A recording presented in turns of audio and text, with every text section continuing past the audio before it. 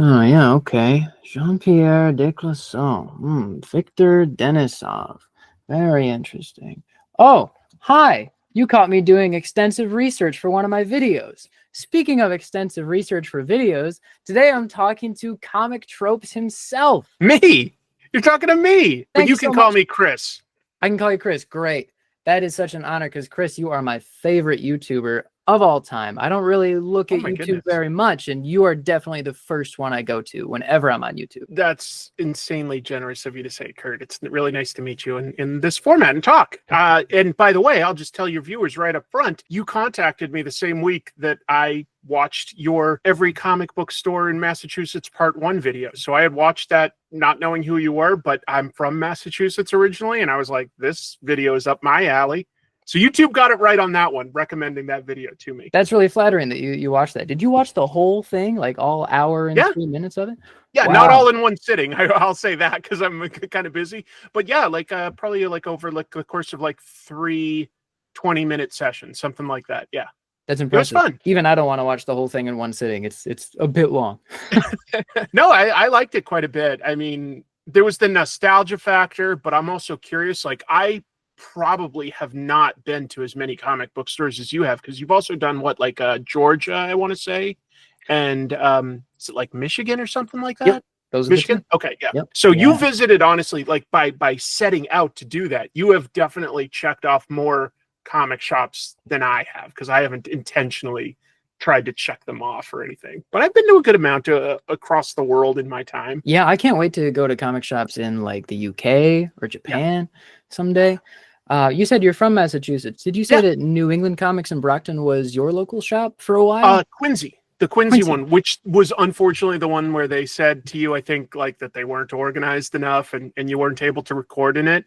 But I have some deep memories of that Quincy location. When I was growing up, New England comics kept getting bigger and bigger because the 90s was just, like a really popular time for comics, Kurt. Plus, they'd created like The Tick, which was pretty successful, or they published it at least. And at one point, they were at something like 11 stores, including 2 in Florida. So, like, it was really big. But Quincy was the closest one to where I grew up.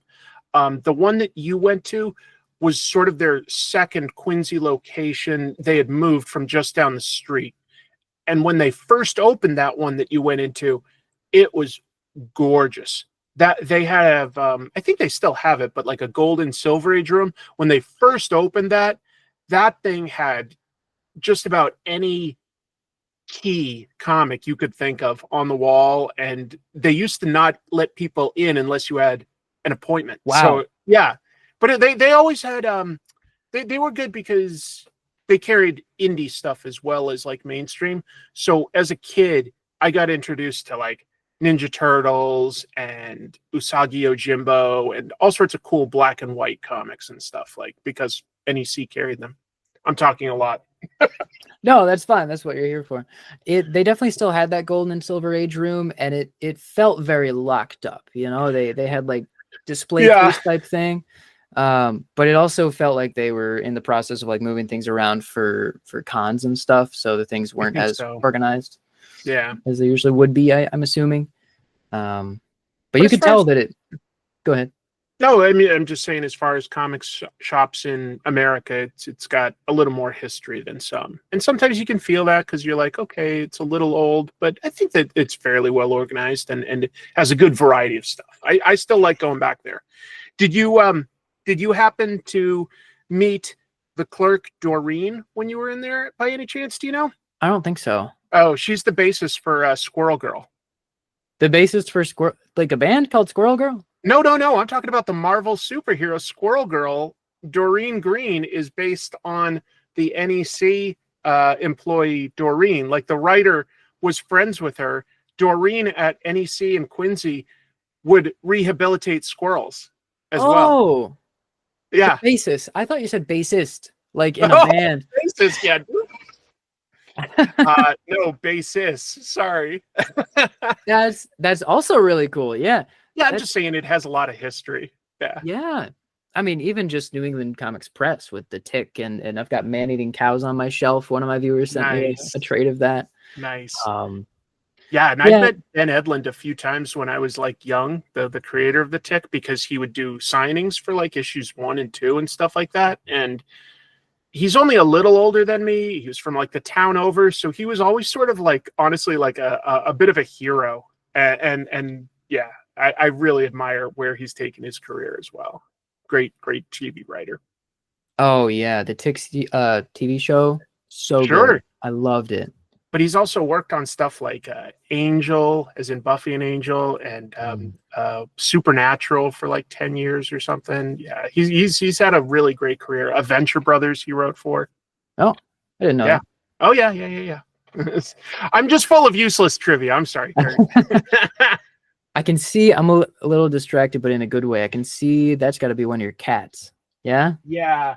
I don't know what. Oh, there they are up in the window. Yeah, my cats are pretty wild. I've stopped trying to control them. I do a Monday live stream on a second channel, like just talking about news of the week in comics. And I used to like hear my cats go like meow, and I'd ask my wife if she could feed them. These days, I just let them go crazy. So, you got any pets? Oh yeah, I've got. Well, my dog is right there. My cat that I just got a few months ago is somewhere in the house. I love him, but he's been peeing all over stuff lately, and I'm not happy about that. And then we've got 3 saltwater fish tanks, a turtle, I think 3 more freshwater fish tanks. So now I got to ask you a question. I know this is like you're Yeah. showing everything, but when you go out on these big road trips to like check this stuff off, like what's the support system for making sure that they all get taken care of? Do you have family or something? Yeah. So me and my fiance just never leave at the same time. Okay. Because like most of the fish tanks are hers. She works at the Georgia Aquarium, which is why we're here in Atlanta. And Wow. she also, because of that, she has to go in super early. So if she has to, like, if I'm gone, like I was in Massachusetts, and we have to walk the dog every morning, she got to get up at like 4:30 to walk the dog. Oh my God. It's crazy. You might have noticed there was finally a comic shop in Massachusetts that had a fish tank. Never seen that in any other comic shop. Yeah, no, I can't honestly say that. The only thing I can think of is like sort of like a cat here or there. I've been in some shops that have like a lazy cat, like a bodega cat type situation, but that's all I can think of. Yeah, I like that. Yeah, there was that guy in Savannah. I think the shop was Savannah Comics, who had a couple dogs who would run around and follow you. Do you have a favorite shop after all of this, like period? Well, or something that at least stands out? Yeah. There's a lot of shops that stand out. I mean, Dr. No's here in Marietta is only like 40 minutes from me. It's Mark Bagley's shop. Cliff wrote Comic News forever. Wow. That one is definitely really good. I'm pretty partial to Infinite Realities, which is my local shop, of course. I think they're pretty great. That. Galactic Quest here is also really great. Yeah. But like, what was it? The Comic Signal up in Michigan is best comic shop in Michigan. And he gave me a super cool, I think 1947 anti-communist propaganda issue. Yeah. Oh wait, is that like the day tomorrow or the day? Oh, is this tomorrow or something like that? Yeah. Is this tomorrow? Yeah. I did an episode about that once, way back. Like, when I was early on in my show. Yeah. Oh man, it's such a weird comic. It's really stoking the fires of communism is absolutely going to get you. Like, you cannot escape. Yeah, it's exactly the kind of thing. I've got it right here. That's cool. Exactly the kind of thing I want in my collection, because the history is there. Yep. The colors are gorgeous. Is this tomorrow?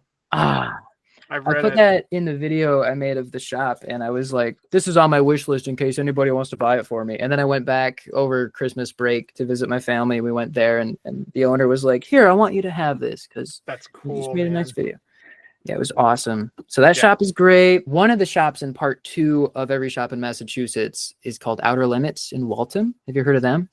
I think I've been there, but it was a long time ago. I'm pretty sure I have been to the Outer Limits. It's really good. It's I bought a ton of. It's like really, really high ceilings in it. It's just jam-packed full of stuff. I got a bunch of great pocketbooks, lots of vintage Marvel books they have there. For part 2, do you happen to go out to like any of the areas where where the Ninja Turtles guys were making Ninja Turtles or anything like that? Any history for that? I'm woefully undereducated in Ninja Turtles. Where were they? I'm trying to remember. There's a couple places, to be fair, that they were at, but there used to be a museum that I think the Eastman family managed in Springfield area. Yeah, I didn't see anything about it. Springfield was kind of like a let's get out of here as quick as we can type situation. Yeah. I grew up like just south of Boston, so like everything is along the coast there, you know, like it's city, big town, up and down, like all the way down the entire eastern seaboard. But like you go in just a little west and it's pretty empty. We went the first shop in part 2 is in Lee, which is all the way out west. Don't know that one at all. Yeah. Main Street Comics. It's like at the very western tip of Massachusetts. Wow. And it's really good. It's very new. It's pretty small, but it's very high quality. So I wanted to put them right up front. What inspired this? If you talked about what inspired it, I missed it. Yeah. Well, I had gotten the news that we were moving to Georgia for my fiance's job. And by the way, as of recording this video, I'm getting married in 8 days. So congratulations. Close. Thank you. Congrats. That's nice. I got the news we were moving to Atlanta, and I had just started my channel like a few months before. And I just felt like it would be silly if I had never been to every comic shop in my home state, Michigan. So I was like, I'll just make a video about going to all that. I'm sure people would like to see that. And then it took me forever to finish because, you know, I went to the hospital because I got like a super crazy coral infection on my hand. So I missed out on a few days of going to shops, and I was also doing it just after getting my wisdom teeth out. So it was intense. And we had to move before I finished. So then I had to go back and do it over a couple of visits. But I finally put that out the same weekend that I proposed. And I was watching YouTube the entire week that I was, you know, doing the proposal and spending time in Michigan. And it was getting like 100 new subscribers every single day. And just people were loving it. I was like, well, maybe I'll just do this for as many states as I can. So we did Georgia next. And then I had friends in Massachusetts, which means I had a place to crash and a camera guy. Very nice. Sort of. So that was the next one. Well, good luck when you finally get to like New York or California. Those are the big ones. Pretty intense. Yeah, those will probably be at least a couple weeks of filming. Those are huge. Yeah, no question. No question. I'm not sure what I'm going to do next. Maybe Tennessee. Sure. Maybe South Carolina. I'm feeling like maybe I'll just do one sneaky and not even tell anyone I'm doing it and just put out the video. I get that. Yeah. Very fun. It's ambitious. It's ambitious. Yeah. Only do it as long as it's fun for you. It's a surprising amount of work. I mean, even after you do all the searching to find all the shops and you contact all the shop owners and you get permission from everybody to go in there, then you have to get like plane tickets or figure out when you can drive, when you can get work off. And then you got to figure out your camera guy's schedule, which was a whole hassle this time. And then you show up and New England Comics says they've never even heard of it and they won't let you film. And it's like, that's tough. That's tough. Yeah. But I think that you've got a vibrant and diverse enough video showing other stuff, recording just outside and explaining what's inside. I thought that was totally fair. Well, thank you for saying that. I feel like it shakes up the video a little bit anyway. Yeah. You end up getting a lot of the same shot at every shop. Yeah, right. There's only so many ways you can present new comics and back issue bins. Especially when like I'm comparing the price of one comic across all these shops. I like that. That was really clever. That was cool to like look for something similar at each place, see if they have it in stock or like at least one issue earlier for X-Men or whatever. And what's the price? What's the price point? Because there is going to be that variety. I mean, everything is averages when we look online. But yeah, some places never update their prices. How many places have you run into where they just don't price comics? That's a pet peeve of mine. More than I would like to have been to, for sure. That's a pet peeve of mine when they don't put the price on and then they just look it up and tell you like, it'll be this. And you're like, I don't know about that. Hate that. That's why it's specifically a point on my rubric, which I have posted on my wall right there so that I'm very familiar with every single point. Yeah. If they don't have it priced clearly, they missed that point. Because it just seems shady, you know. Like I understand you want to get all the money that's worth your asset is worth, but there's something to be said for like just fostering a friendly community. And it's like, how much profit do you need off of each book? I'm not saying that like, you know, you should have a key comic priced at like $100 less. Like, don't get me wrong. Like, yes, I want comic shops to survive. I really do.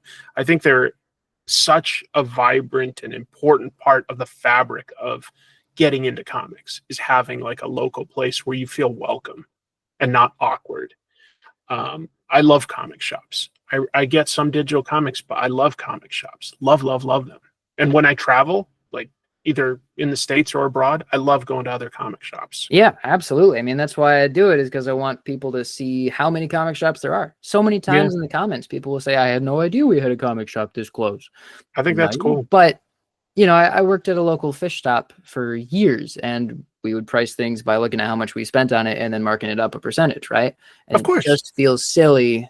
Like, I know Overstreet is a thing. I know that there's movies coming out, so things skyrocket in value, whatever. I wish that it was just like, you made your markup, you're good to go. Yeah, I think that if it's something that they're like concerned about, like say a movie's coming out, so like the price is going up, put that somehow on like a wall or in a case up front, like keep it limited. And most of your back issues, you know, you just update the prices every quarter or every 6 months, something like that. And otherwise they're just priced as they're priced. And you're not going to take a loss, obviously. You're not going to let, I don't know.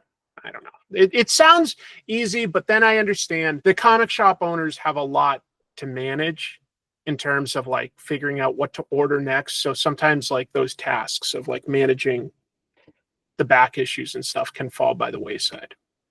It's tough. I think a lot of comic shop owners get into it because they love comics, but not because they're businessmen. And I think that that's why a lot of comic shops don't always last that long, is you have to like treat it like a business too. And that's a tough balance. I couldn't do it. I really don't think so. As much as I love comics, I don't think I could be a comic shop owner. Right. And then sometimes you get businessmen who are doing comics because that's just whatever they picked. And you get things like Newberry Comics, which has all these comic shops that aren't really comic shops. Newberry Comics, I always was confused by that name growing up, because comics are such a tiny portion of their business. It's mostly a music store with tchotchkes, and that's fine. It's just a weird title for their store. So you're saying they've always had just a periphery focus on comics? Oh yeah, they've never been like a dedicated comic shop. It's always been a music store. I don't understand their name. There's got to be a history there, but I don't know it. It's not like saying it's a comic shop is going to bring in all that many people. Like, that just makes it sound more neat. No. So at some point, I guess they must have had more comics, but you know, look, I just turned 50, folks. I'm not young. I've been going to Newberry Comics here and there since I was like, you know, a teenager or something. They've been around a long time. I don't remember exactly when, but they've never had a big comic section.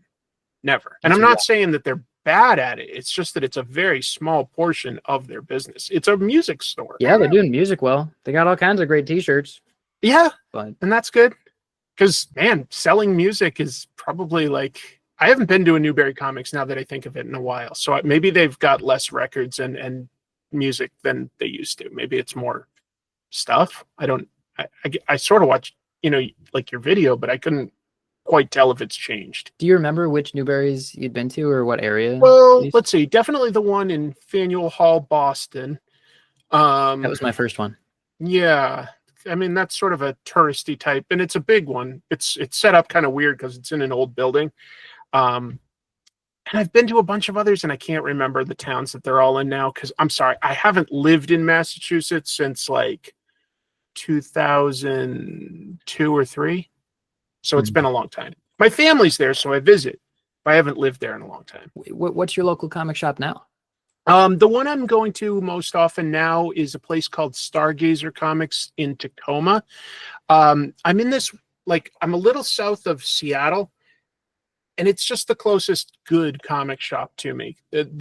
One interesting thing, if you ever get to Washington, is in Seattle, the oldest operating comic shop does exist. It's called Golden Age Collectibles, but that's just like the only interesting tidbit of history. It's fine as a store, but it is in like Pike Place Market, a very, you know, touristy shopping center and stuff like that. But it does claim to be the oldest comic shop that's still operating, and I've looked into it. I haven't found an older one that's still operating. So I think that that is accurate. It's somewhere in the 70s, early 70s or late Early 60s 70s. that it started. Yeah. Okay. And of course there were comic shops before them, but they're not still operating. Yeah, I think the longest running comic shops in Michigan dated back to, I think, 1975 was where Yeah. pretty much all of them were. Yeah. So I don't think I've seen, when they say they were a comic shop operating before that, does that mean they were a drugstore with comics, you think? Well, there were one or two places, like, I mean, when you consider that comics have been being printed since like 35, it's not crazy that, like, you know, in the 50s and 60s, there were places that tried to specialize in it. But I don't think that there was always enough of an audience for it to operate long term. That would be an interesting video to talk about the history of literal comic book shops, now that I think of it. Yeah, I would love to. Maybe when I get around to doing every shop in Washington, maybe I'll make a special video about that shop. Yeah. Yeah. No, now I've got my mind thinking like of the history of like some of the oldest stores in America. That would be interesting. And which ones like lasted and which ones didn't. That would be a great comic tropes video. That's what I'm thinking. I don't know. Oh man. Yeah, but I love comic shops. I really do. Have you ever visited any shops outside of the US? You went up into Canada or something like that and I always forget Canada's not a state. It is not. It is definitely another country, just to be clear. For now. No, I don't think I've ever been to one in Canada. Okay. I went to Lebanon a couple of years ago, but they don't have any over there. Yeah, there's some. I've looked into the history of like comics in like every country at one point. I used to like write for a blog, and at one point I did an article like trying to find the most popular superhero from every country in the world, and there's definitely lots of countries that just don't have one. And I was even trying to use sometimes like, okay, then the most famous either fictional hero or the most famous like god or something like that. And so like, yeah, there's plenty of areas in the world that just don't have comics. That's a lot of research you were doing. Oh yeah. How you normally make like one big video per week on average, right? I would say I did for the first maybe 6 years of my channel, and now I've probably slowed down a bit because I'm trying to make them a little better, like take more time editing and stuff and writing like the script. Maybe I do closer to like 2 a month. Maybe if I'm lucky, like a little bit more than that. But like, yeah, I would say closer to like 2 a month. It's definitely a big deal when I see that one of your videos has come out because they're always so full of information. I want it to be like I've always, just to be clear, I've always got sort of like a list of several topics that I want to cover. And I'm like, I'll even order them. But then once I finish a video, it's whatever excites me the most is the one that I have. Like, so things go out of order or I come up with a new idea and everything gets bumped down. So that happens all the time for me. There's definitely times where I'm like, Absolute Batman issue 1 came out and everybody's going to be talking about it. But I want to talk about this indie book that I really like. I feel like if you're passionate about it, that will come through in the video. And yeah, every once in a while, you know, like the algorithm doesn't play nice and a video sort of tanks, but you just go, okay, well, what's the next thing that excites me? And for me, like there's so many both pieces of history and artists and writers that excite me that I want to talk about. So there's always something. Your videos on Wally Wood definitely inspired me to look into him a lot more. Yeah, I want to do another on him. But like it's oh yeah, he's one of my favorite. But like I did the first part of his career and he's just like one of the best of his era. And the second part of his career is like way darker. So like I keep sort of putting it off because it's like it's really hard to talk about something like sad and dark, like especially with somebody you admire, you know, like I don't know how to say this on YouTube without getting you demonetized. He self-ended or something. Like I don't think that they know that word. Unalived. So yeah, exactly. So it's and I want to talk about it in an honest way, but I also have to like I have to psych myself up for some of these. It legit makes me feel emotions. Like I really admire this guy and I wish he was like, you know, potentially still with us or at least around a lot longer. And there's lots of people like that. Not that have like all done that same thing, but like maybe have sad parts to their history and it becomes hard to like talk about. Yeah, especially as I meet more artists going to cons. Like I've been recognized because of my channel exactly twice by artists. Okay, very nice. which is awesome. Dude, I expect that to happen more because artists in comics, while they're working, it's a very solitary, quiet work, right? And what do they like to have on in the background? Well, not something distracting. They can't, like, yeah, you could have your favorite movie on in the background that you don't have to pay attention to, but you're not going to put on a new movie. A lot of them will put on various comic book YouTube and to like they care about being talked about. I come across that all the time, and I love it. I love it. Yeah, I'm always surprised to hear that there are that many people who like just have the videos playing in the background while they're drawing. Absolutely. Every time I try to do drawing and something else, it's like I'm drawing, and now I'm staring at the screen. And now I try to draw and I'm staring at it. I do that sometimes on my live streams, and I found that I really cannot like both talk to the chat, tell a story, and do a good drawing totally from scratch. So sometimes what I do is like maybe just like rough out something, and then I can focus on the inking techniques, and that's a little easier, like to balance everything, and that's still fun. Are you making work for yourself, or are you putting something together? You know, if I could carve out a little time, I definitely have several comic book ideas that I would like to do, whether that's, you know, a crowdfunded campaign or pitching to a publisher. I'm not 100% sure. I've got one horror story that's in like really good shape. I just want to do like one more polish. I definitely do drafts. I don't just like crank it out or something. So yeah, I want to do one more polish, and then I'd probably hire an artist. So there are ideas. There are ideas I want to do. Otherwise, I just draw for fun because I love drawing. I just love drawing. I wouldn't draw myself like to the comic because I'm too slow. That's how I'd write it, but I don't think I'd draw it. I've been working on a comic, like I said earlier, and everybody told me I should just draw it myself, but it'd be too slow. I'd have to learn all these techniques, and then I'd have to learn how to apply them to my ideas, and it just takes a while. If I was young and I was trying to break in and that was my only goal for a career, sure, I'd because I've done that before when I was younger, but like in the self-published indie scene, I've done that, and it's fun. But I was never intending to like pitch that and get work as like an artist or something like that. But there is an advantage there, yeah, just to show proof of concept. To like, look, not perfect, but I think you can get an idea of what I'm going for here, and there's something physical instead of me just like talking. Oh, this world is so interesting, and nobody wants to hear about your ideas and your world building. They want to see a story. That it's all in the execution, in the final product. People think ideas are valuable. Ideas are almost worthless, in my opinion. Everybody's got ideas. Everybody. Yeah, the number of people I see on like Facebook who are in the connecting indie artists and writers pages or whatever, and they're like, I'm looking to sell my intellectual property. I have an idea that's gonna make a ton of money. No, we all have that. We all have those. We do. Like it might even be a good idea, but if you're not even invested enough in the idea to sit down and write it, then it's not that good. It's just not.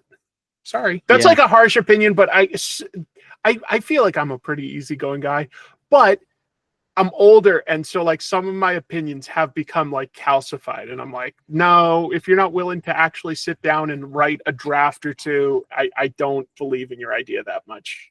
I just don't. I don't mind the guys who, like anybody in the industry I talk to about comics, and they're like, no, you have to do it this way. Like, sure, you have an idea, sure, you're having fun, but if you want to get somewhere, like if you want to sell it, if you want to publish it, you have to do it this way.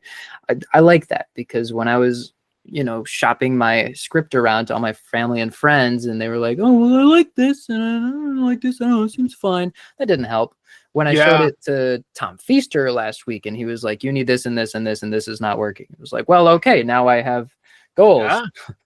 I think that's awesome. I was pretty young when I went to a certain Comic-Con, and Todd McFarlane was still relatively new.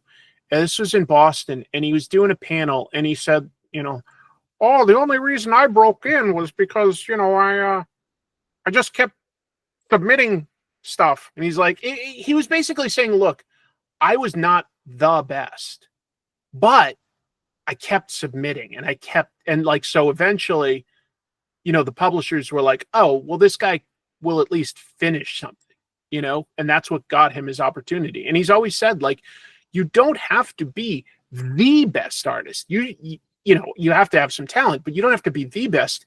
If you're good and you just work harder, you're going to get ahead of like the best artist that just doesn't really produce anything. It's so true. You it's true for YouTube, it's true for comics, it's true for any job. Like, if you just do the work, you're going to get ahead of somebody that's more talented but doesn't put in the work. But I find that inspiring, not negative. I find that inspiring. Like, oh, okay, like anybody can accomplish what they want to accomplish if they put in the effort. I really do think that. I wish that I agreed with that at this point in my life. I might agree with that later. That's fair. That's totally fair. I'm willing to hear the other side. I do think that, like, if hard work eventually pays off.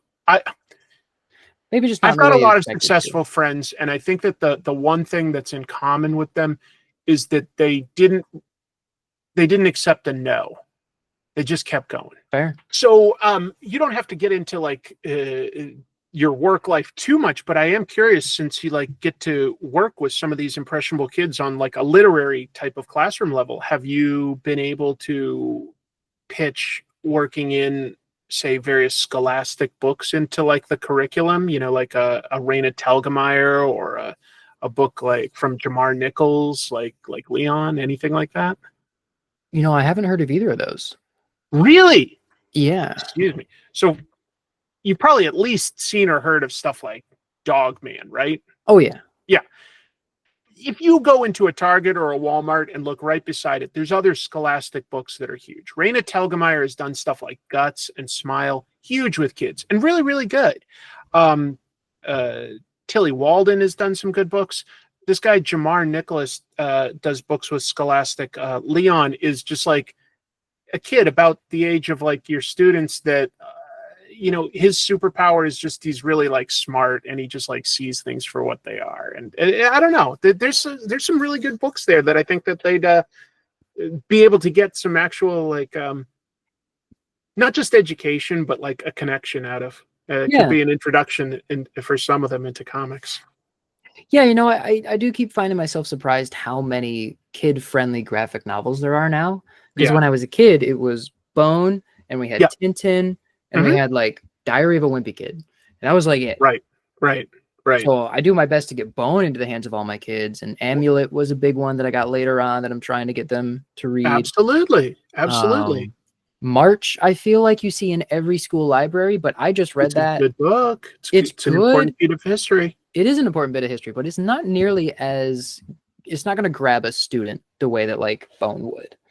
You know, it's black and white. You might have to like wait 3 or 4 years like for that. But that was a guy, by the way, Congressman John Lewis, who was at SPX, and I got to meet him at an SPX. Really? Yeah. Those are the kind of people you will meet, like interesting creators, or Brian Lee O'Malley for Scott Pilgrim. Like these are sort of like indie, but like became bigger, but they'll like be at like SPX, and it's great to meet those people like when they're just coming out with their first book. And Ed Piskor from like, you know, the late Ed Piskor, I met him at SPX because he was working with Harvey Pekar on like autobiographies and stuff. Met some really interesting people at that one. That's awesome. You know, I really should try to go. I have, you know, a friend out there who keeps bothering me to go and stay with him, and I really want to. There's just so much. Just putting it on your radar. No. I like your documentary style of visiting these comic book stores, and I feel like that documentary style that you've started to build could work well at a convention if you ever decided that you wanted to. It would be a lot of work. It would be, you know, a certain element of sacrifice because you're sort of documenting what's there as compared to engaging in it yourself and creating your own memories. But I think a lot of people would like it if it was put together in a concise, thorough manner. And I think your style could lend itself to that. But there's absolutely. A lot of things that could. Like I would love to do that. Too. Yeah. I felt like I only gave HeroesCon one day this year, and I spent the entire time standing in line to meet creators. Like I had barely any time to even look at comic books. I get that. Next year when I go back, definitely I'll just do like all 3 days, and maybe I will just want to document the whole thing and make a video about HeroesCon. I mean, it's giving up some of your own time, because I've done little things at like New York Comic Con in the past, and it's tough because, you know, you're not having the pure fun yourself, but you're trying to share some of that with other people, and that's a nice thing to do.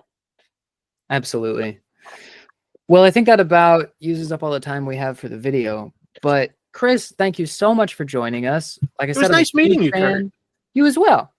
Yeah, I really think that you've got some great videos, and I think that as you build this library, I think that there will be like a certain point where the algorithm all of a sudden catches it, and your viewers, your new viewers, will like say, "Oh, not only did I like this video, he's got like 5, 6, 10 more just like it." So I really do think that you're close to like I know you're already building, but it'll like turn even steeper. You'll build faster. I really believe that, man.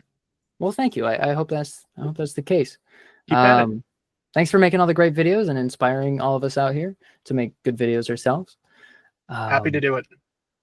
And I'm sure I'll be talking to you sometime soon. That sounds awesome, man. Thanks for having me. Appreciate it. Thanks so much, Chris.